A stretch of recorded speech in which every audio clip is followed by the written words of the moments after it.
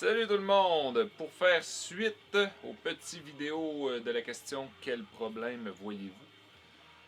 J'ai commencé à faire le tour de la Triax, la saison à l'ours va commencer. Cet arc-là n'avait pas vraiment tiré, c'était un arc neuf. Donc là, je l'ai brassé un peu, fait que j'avais une petite affaire sur le synchro des cams. Après ça, j'ai fait le tour, j'ai pensé changer de flèche. Pas changer de flèche, j'ai l'habitude de mettre deux configurations sur la même arc. Ça veut dire une lourde et une légère. La X ou la Torch de Easton. Puis là, je vais avoir la Bloodsport Elite One dans le Spine 300 avec un insert de 75 grains, 125 grains au bout. J'arrive proche du 600 grains avec cette flèche-là et du 450 avec la X. Donc j'ai environ 125 grains de différence entre les deux. Ça fait une différence en pieds secondes de proche 40 pieds secondes entre les deux flèches. Le problème, est-ce que si vous avez remarqué, j'ai mis de la petite poudre sur ma fourchette et il y avait un petit côté qui était touché. Ça veut dire qu'avec la Elite One, j'avais des plumes de 3 pouces. Avec la X, j'ai des plumes de 2 pouces.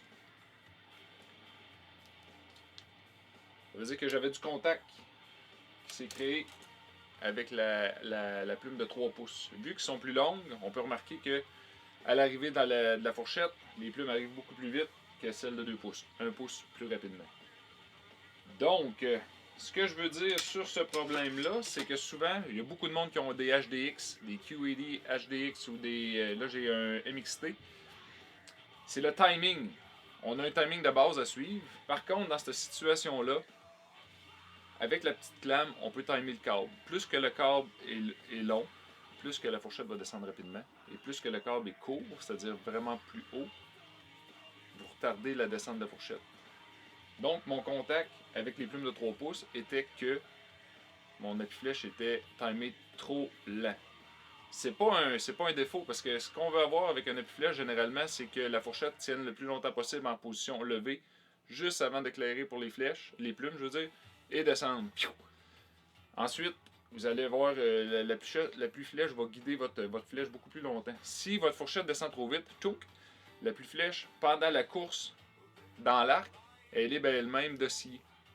Donc, ce qu'on veut, c'est qu'une fourchette reste debout le plus longtemps possible pour guider toute la course, ou pratiquement toute la course, jusqu'à temps que la flèche quitte l'arc et soit laissée à elle-même dans un vol quasi parfait si votre arc est complètement bien ajusté. Alors, c'est pour ça que je veux vous dire, il y a sur le QED, il y a une petite marque blanche pour le tuning. On peut le faire en étirant, mais là, la meilleure méthode que je préconise, c'est avoir un drawboard. Une petite affaire qui étire ton arc à ta place, comme ça tu peux prendre le temps de regarder ton timing. Des fois, quand on le fait avec le crochet pour le timing de la synchro des cams, ça marche bien, sauf qu'on tient l'arc, il y a des risques. Puis justement pour l'appui-flèche, même si les petites lignes sont égales ou presque pas égales, des fois on tire trop sur sa fourchette, ça peut faire des problèmes d'ajustement aussi. Donc d'habitude j'installe l'arc dans mon drawboard sur la bow press.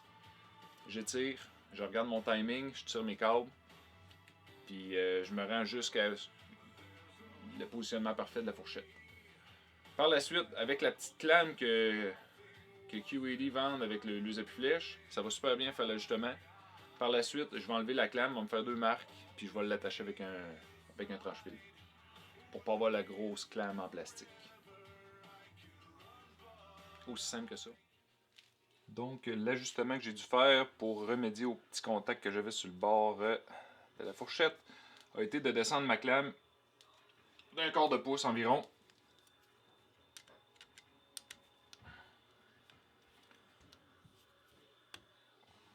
Ça m'a donné un quart. Avec le drawboard, on est capable d'aller chercher exactement le petit lousse qu'on a de plus sur la fourchette. Comme vous pouvez voir, ça marche à l'inertie, cette petite appui-flèche-là. Donc on est capable d'aller chercher